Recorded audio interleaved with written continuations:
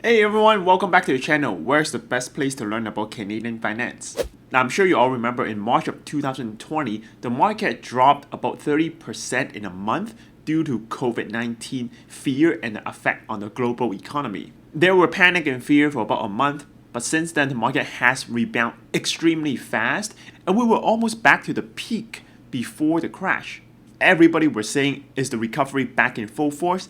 And another tumble happened in the market. Now, there was a member in the private Facebook group a couple of weeks ago were asking, what do you think the market outlook or movement is going to be like? I answered that personally, I think it's going to be a downward trend overall, but it's going to happen in a big zigzag way. And for the last couple of weeks, we've been seeing exactly that happening to the stock market. So I want to share a little bit deeper of the market trend and things so everyone is aware. And most of these things are things I've shared with my existing clients for the last 2 months to really get them ready for what's about to happen in the last quarter of 2020. So without further ado, let's get started. Now, before we talk about future trend, I want to first talk about what happened in the last 2 years and how did we get to where we are today, because that's going to paint a very clear picture of where we stand as of today. Now, even though in Canada, I'm going to mainly talk about the US market because they're much bigger and their movement is going to indirectly affect our Canadian market movement as well. And I'm sure a majority part of our stock or fund holdings have US companies anyway. So I'll be focusing more about that market. In 2019, we've seen one of the best market performance in decades. All three indexes were doing above 20%, with Nasdaq over 30% in just 1 year. So what caused the stock market to grow so much in 2019? I'm going to list what I think is the top 3 major reasons. Number one is the obvious one is low interest rate. In 2018, the US have increased the interest rate 4 times. And this is also why markets aren't doing particularly well in there, because every time you increase the interest rate, it makes the cost of borrowing more expensive and also give me less incentive to invest in the stock market because I can get a higher saving rate just by saving in a saving account or GIC with the bank. However, in 2019 is the complete opposite. The US Feds have cut rates 3 times. And so what that does is the opposite effect. Now I'm getting much less or close to nothing on my saving account or GIC. In order for me to make some return, I will need to go into the market, buy stocks or buy funds, and hope to get it through growth or dividend payout. But either way, I can't put my money in the saving account if I want to grow it. Now, the second reason is the trade war back and forth between US and other countries. So in 2018, there were huge tension between US and its trading partners like Canada, Mexico, and also China. So these negative news have pushed the market downward in 2018. But in 2019, things seem to calm down a lot more with Trump reaching a deal in the first phase of the trade agreement with China. So what that does is provide a lot of hopes and optimism in the market. And remember, in the stock market, people are trading on future hopes and future optimism. When the future is going to be better than now, that's when they will buy more, and that's why price will go up to reflect the positive feelings of the company as a whole. Now, the third reason, and this is a lot less talked about, but I think it's one of the biggest reasons why market has been so hot in 2019, is stock buyback. Basically, stock buyback simply is large public companies is going to go out to the stock market and buy its own shares back, so they own more of their own company's share. They often do this when they have excess cash and they have nowhere to spend. Most of the time it's because they believe the stock price currently is too low and they see a future growth in their own company. So by buying a lot of the stocks back right now, they can kind of get it back at a discount. Now, there are other advantages of stock buyback as well. One is it will increase the percentage of control of its own company by having more of its shares back. Number 2 is it will increase other financial ratios on paper. So the more stocks it buys back, on paper, this company is going to look much better than before. And finally, the most important effect is by buying back its own stocks, it will create more internal demand and it will inevitably increase the stock price. Okay, so that makes sense. But stock buyback has been around for many years. Why is it only relevant for the last 2? Well, that's because of a 2017 tax law that the Trump administration passed. Basically, this law, what it does is provide a one-time tax cut for companies to move their offshore asset back into US. So it's gonna go from the original 35% tax down to a one-time rate of 15.5% for cash and 8% for other financial assets. So what this does is trigger a lot of the large companies in US to move all their asset and offshore money back to US because of this huge one-time discount. So in 2017, the US companies have brought a total of 155 billions back into the country. And in 2018, they have brought a total of 664 billion back into the country. In just over 2 years, that's over $800 billion brought back into the US. So with this much cash and nowhere to spend, what do companies do?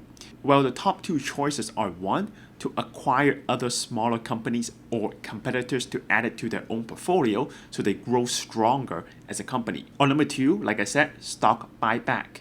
This is why in 2019, as we can see on the list, not only we're seeing huge amount of acquisition all year, we're also seeing a high number of stock buyback happening in the US. So with all three combined, this is why the stock market have skyrocketed in 2019 to a new high.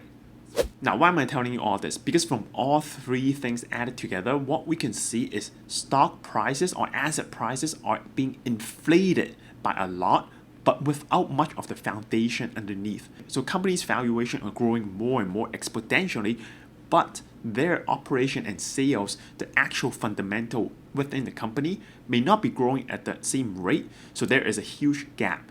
So this is why people say companies are being very overpriced. Now, investors are not stupid. When things are very overpriced, they know, but they will be struggling between, should I still invest because I see price going up, or should I get out because it could also go down because I know things aren't worth this much right now.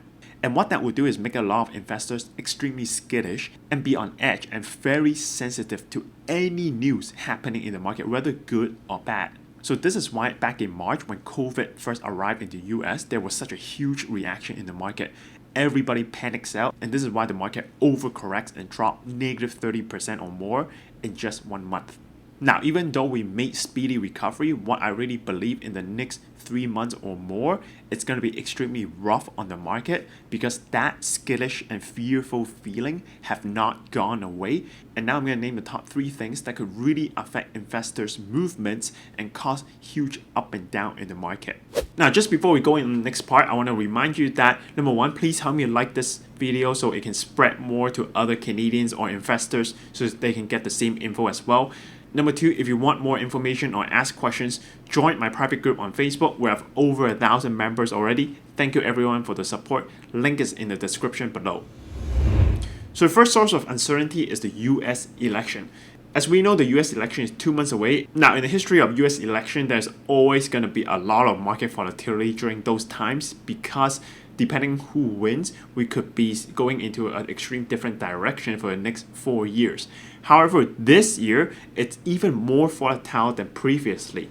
There's also an added uncertainty of how US is going to treat its allies if either one of the candidates gets elected. And on top of that, we have an added uncertainty of Joe Biden's health.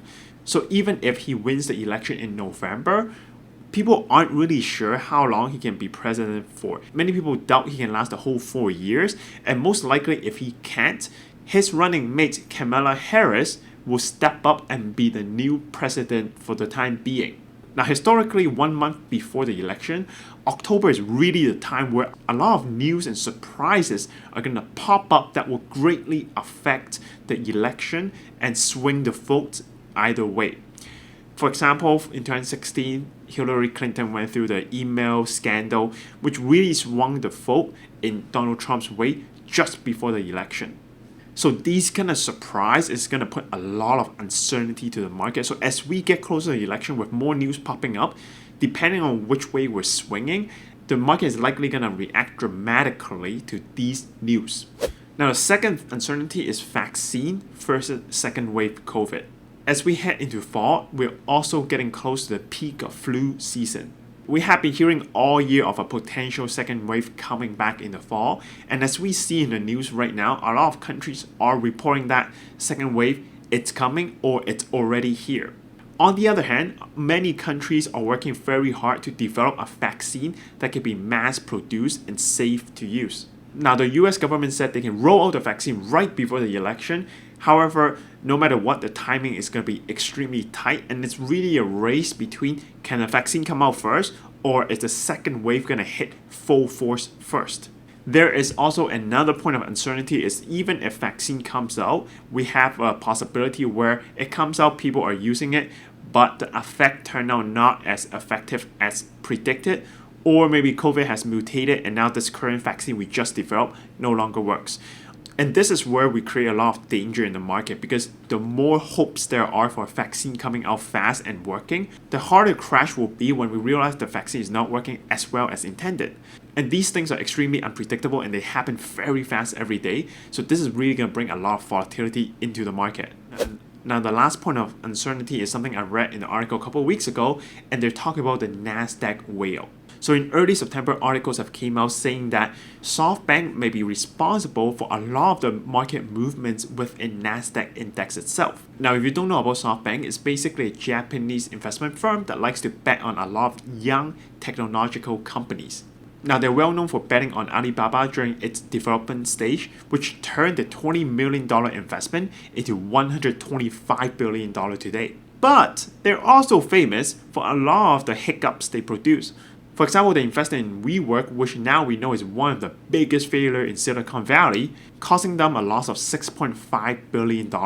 So this company likes to bet big, and either they win big or they lose everything. Now, what these articles are saying is basically they found out SoftBank is not betting on these small private companies. They've changed the strategies to invest in public tech companies and bet on them by using something called options. Now, I'm not going to go in detail what options are, but essentially just think of it as betting in a direction of a company. If you get it right, you can win big, but if you get it wrong, you can also lose everything you bet into it. For a lot of people, they see it more like betting in a casino than actually investing. Now, these options can also drive a market in either direction because they are a signal to other investors what other people are thinking about the general future direction of a certain company. Now, normally this is not a big issue because these options are usually held by large number of investors, so it represents a more collective view on a certain company. However, if these whale-sized investment firms hold this much options and this much power, it could send a wrong signal to other smaller investors. So just like in the ocean, when a whale turns or make a different direction, it's going to affect everything around in that space. So when you combine everything, what you really get is a market that's kind of recover based on optimism, but we really don't have the solid foundation to support such recovery. For example, if you look around, unemployment rate is still sky high, businesses have not recovered, a lot of the small businesses who closed during COVID aren't going to come back, and the overall economy is not going to move as fast as pre-COVID. This is why last week we see a huge sell-off for no apparent reasons. It's just because investors are extremely sensitive, and moving forward, we're going to see more of these big zigzag movements, but I would think January is going to trend downward. Now, most of these information I've shared to all my existing clients for the last 2 months to really get them ready for what's about to come potentially. And here I'll give you some general recommendations you can think about or talk to your advisors or banker or whoever manages your finance. Number one is if there's not a lot of active management going on, then I'll recommend you can think about putting all your investment to be more conservative as we head towards US election. The second recommendation is if you want, you can try something called dollar cost averaging. It's basically just periodically buying into the market at a fixed rate and a fixed speed. Generally, this is great if you foresee a downward market coming your way. Now, here I'll recommend if you're going to do this, try to increase the frequency of buying. Generally, I would recommend find a platform that doesn't charge you trading fee for doing dollar cost averaging. No matter what, there's a great time to revisit your portfolio, and if you have an advisor or banker, talk with them to see if you have to change up your strategy heading into last quarter of 2020. I've been talking to my clients for the last 2 months, getting them ready for what's about to come potentially. So what do you think about the last quarter of 2020? Let me know in the comment below. Now, if you like these kind of videos, I do upload them every Tuesday, 8:30 EST. Make sure you comment, like, and subscribe to my channel. Click the bell button so you get all the notifications. Alright, this is Jacky. I hope you found this interesting. I'll see you next week. Bye.